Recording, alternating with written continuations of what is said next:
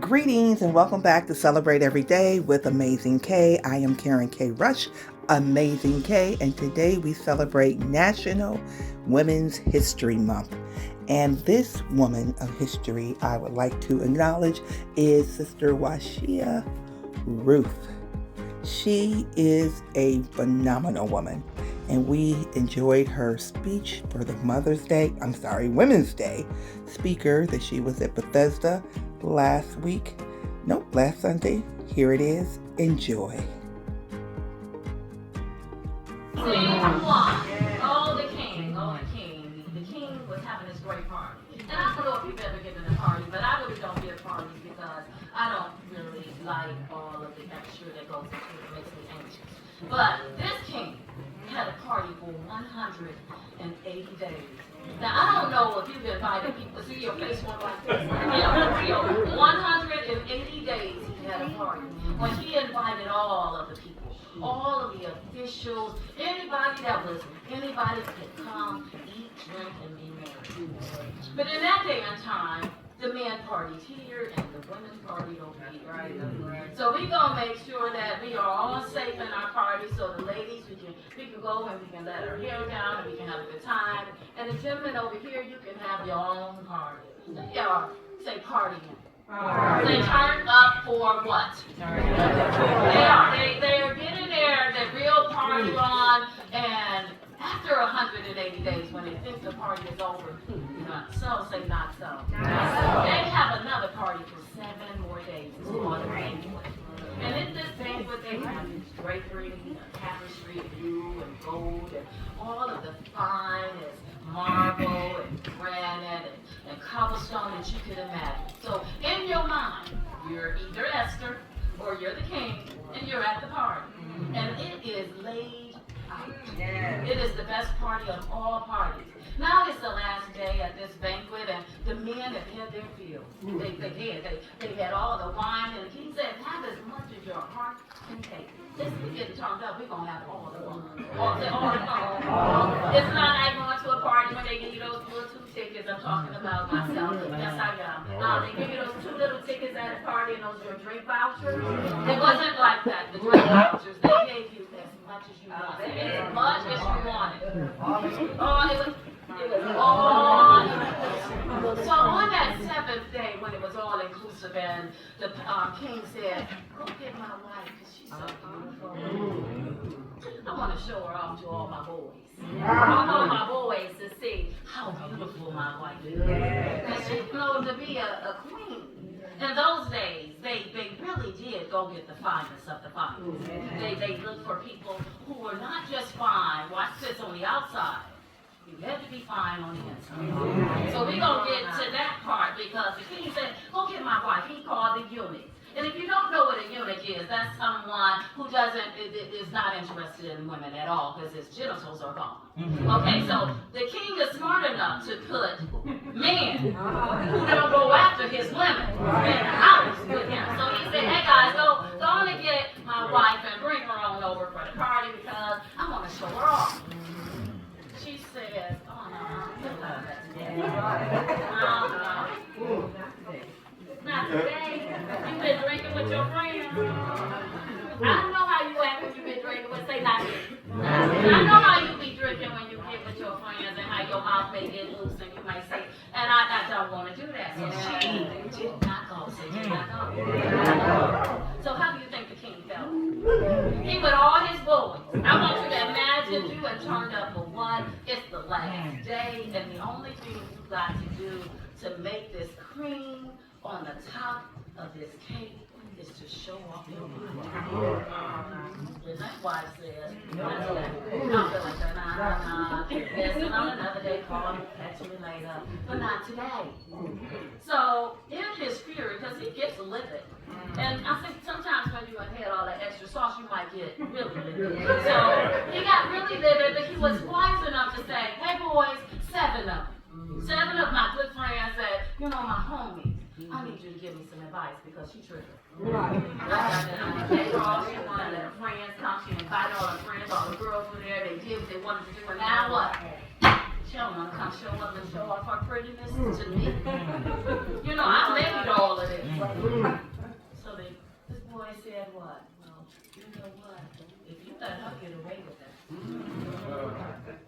Ghost said some ruckus in the neighborhood. And all her girls, they started acting like her. And we can't have that.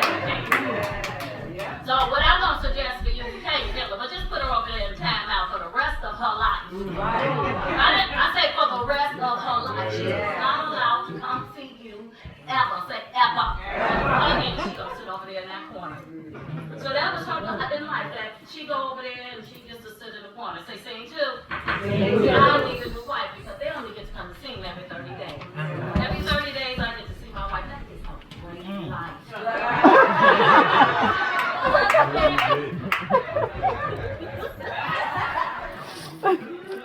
30 days. Okay, so fast forward. Now you got to find a wife. This boy's coming. He says, okay, all right, so you don't have a wife. You ain't seen nobody in how many days?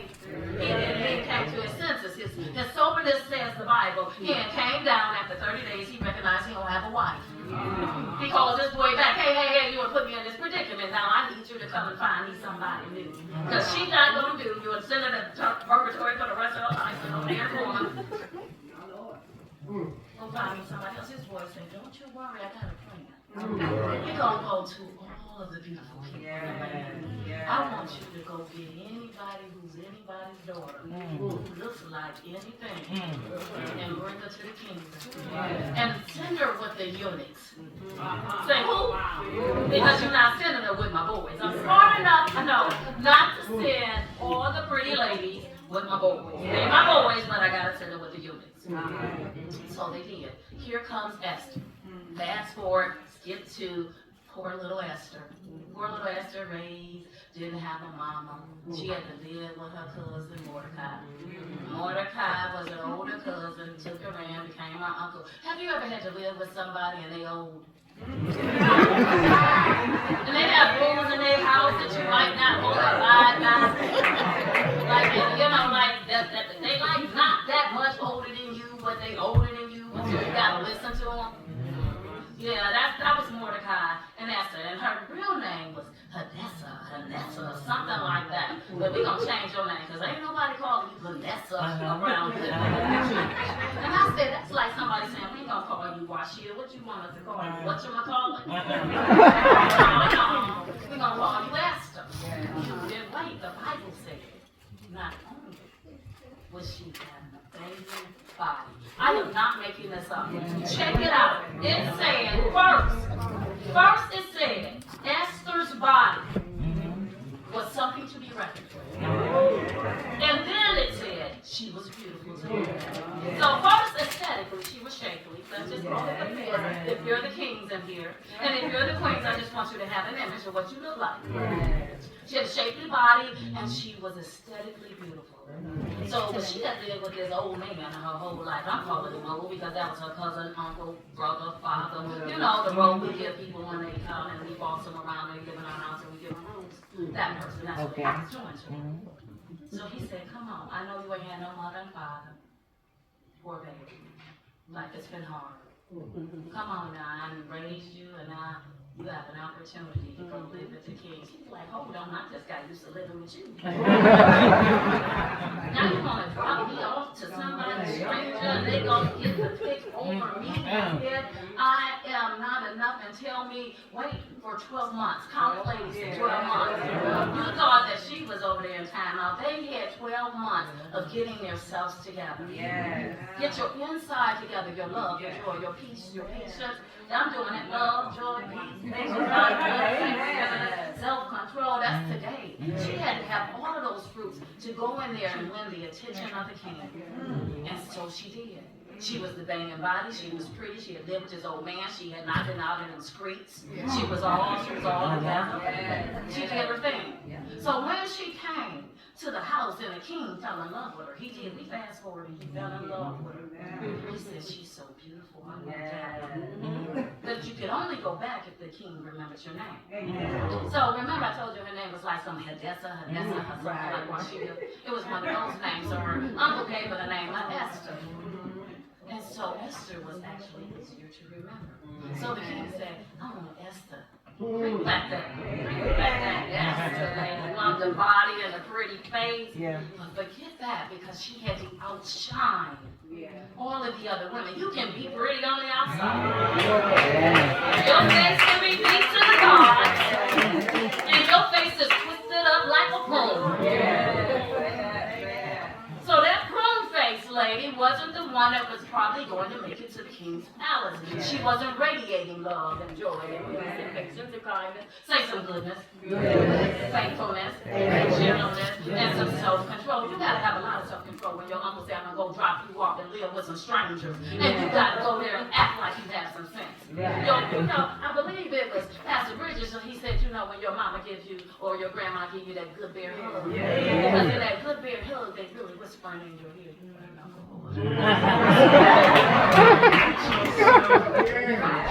They talking between their teeth. Such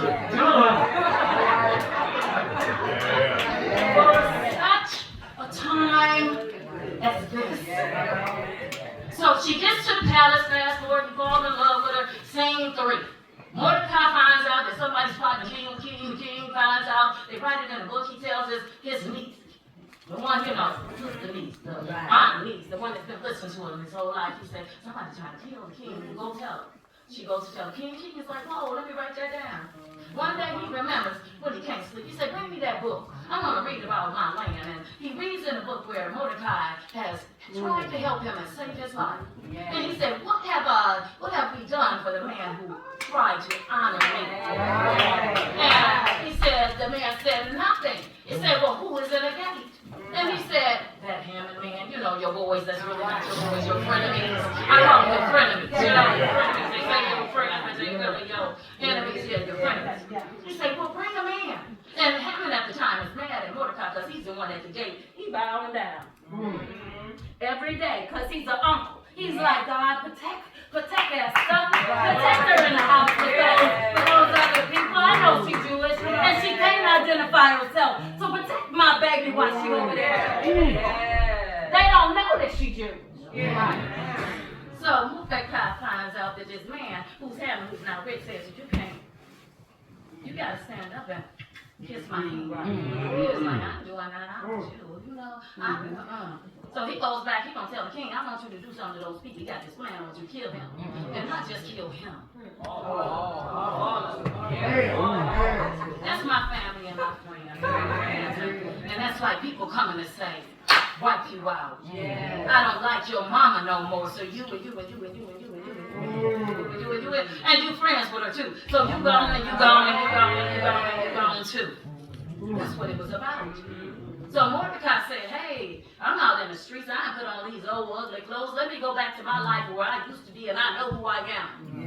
He said, I'm going to the street. I'm going to be crying right there because I've been there every day. They know who I am because my baby in there. I've been watching her every day, making sure y'all treating her right now. I might be on this side of the gate, but don't get it twisted. Because I got to come in here for my baby. I will come for her. So he's out there, he's praying and he's wailing, and she's out there in the house. She's all in the good house now. She got her cute clothes on, her makeup smelling good. And then she says, she sees her uncle out there, and he's acting. I want him acting a fool. Like, you about to mess it up for me. You better come get right. So she sends word into the eunuch and said, why is my uncle down there doing it? And he says, because this word has come on January the 13th. On January the 13th, the day that we're born, the word goes out into the world that says, on December the 13th, a year, they're telling they're going to wait. Can you imagine somebody saying, I'm going to kill you a year from now? Just wait for me, I'm coming to see how I'm going to kill you again. Who's going to do that? Not me. Not me. So he's crying, and she hears it, and she comes back, and she says, what's wrong? And he says, they're going to kill us. And she says, oh, okay. He said, well, I need you to go talk to him. I need you to go talk to that king of your husband. He's your husband now.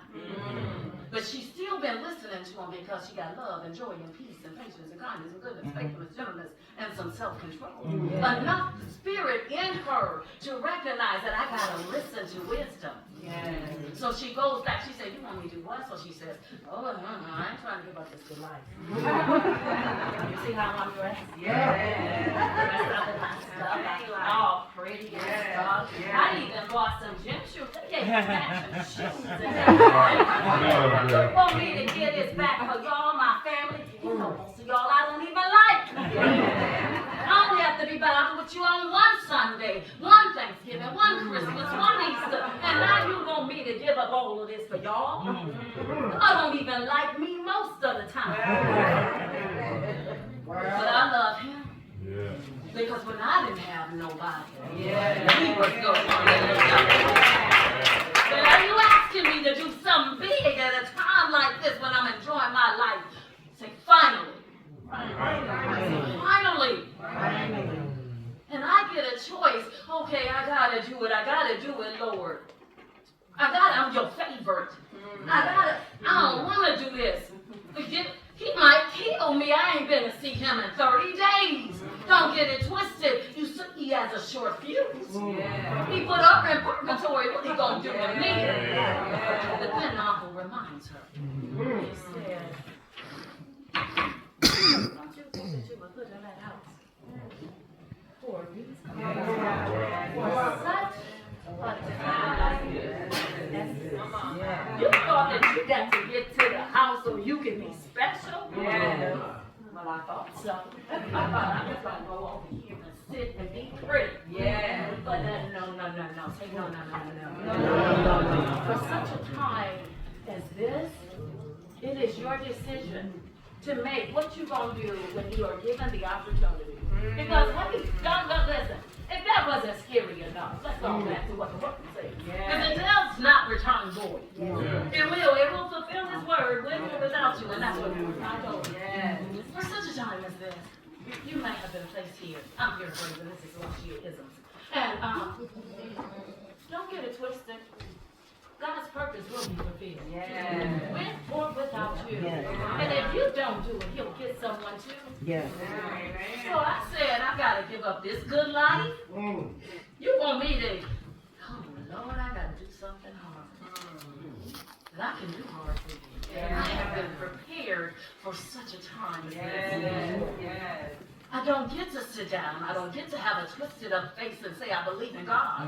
I don't get to come to church on Sunday and walk out on Monday and be like, I'm going to give them the middle finger of kindness. Put that middle finger up and put it on yourself and rub it in because that's a fruit, and if you don't have it, there's no way you can prepare for school. Because ain't nobody going to be drawn to us and want to get rallied behind us if my soul, my soil is not radiating the fruit. So more than anything, I'm not even kidding you. She asked what I want y'all want to know about me. I don't give a two hoots about that stuff.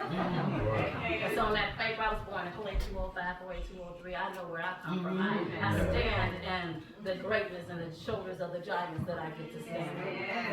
So for such a time as this, how was your food? Because I just described a movie for you. And so what character are you playing? So the character that I want to play in my life is the one that God is writing in the script. Where I do my best and I'm not embarrassing him. I can no longer say I don't know better when Mordecai has raised me. I've been coming here, sitting here my whole life. And I get out here in these streets and I look like everybody else. No, ma'am, God says not you. You are my favorite. Now, when you gonna start acting like that? For such a time, we get to choose. We get to choose what we're writing in our book. And if somebody is coming to write some stuff in your book, you say, hey, I'm like Esther. I want to sit at the good house. Because at the end of the story where that Haman man thought he was going to deceive Mordecai, you got to go read the books between 6 and 10. When the world was shifted around because God says, I prepare a table before you in the presence of your enemies. He did not say that he was going to send you to work with all your friends. He said, your what? Your frenemies will be there and you will be prepared. How will you behave when you get there? Will you exude the character that God has placed so deep down inside of you? Or will we start looking like the world in the weeds? So I'm going to close today because that's my time with with you. For such a time as this, we can no longer pretend as a community, as women, as men, that we don't know better. I don't care if nobody else is doing it. I won't get to heaven to be in time out. I gotta go back to like when I was little kid. You're a little child over there in school, you're big people, you know, when you got to write up, it's the same kind of thing. I was in the real world. I can no longer pretend that the stuff that I did even yesterday was good enough to get me into heaven. I did some stuff. You read it and it sounds good on paper, but it's a lot of weeds twisted up in there. And I can no longer keep going if I don't tend to my weeds, because it's the weeds that's getting the best of me. So for such a time as this, if we really have God's Spirit on the inside of us, and believe that He died. Yes. He rose. Listen, I don't care if y'all don't believe it. He did it for me. He did it because I'm His favorite daughter. And the day that you start confessing that you're His favorite daughter or His favorite son, you gotta walk like it. You don't get to look like everybody else. And if you don't know what you look like, get a mirror. Look at the soul of your own life. Do I exude the character of my son?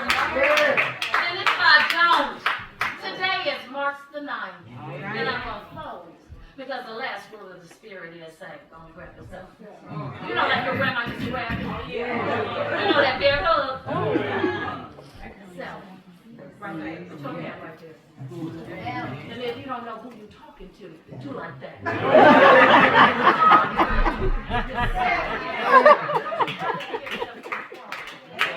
Oh my goodness. I appreciate you, and I hope that you remember that He died. He rose. And don't let it be in vain. All right. Cultivate your own character, so when you get there, it's your movie day. You are running, talking about, I'm ready. Celebrate Every Day with Amazing K is sponsored by Rush Travels and Adventures, where we show you how you can save money, earn income, and secure your financial futures. I'm Karen K. Rush, and I approve this message.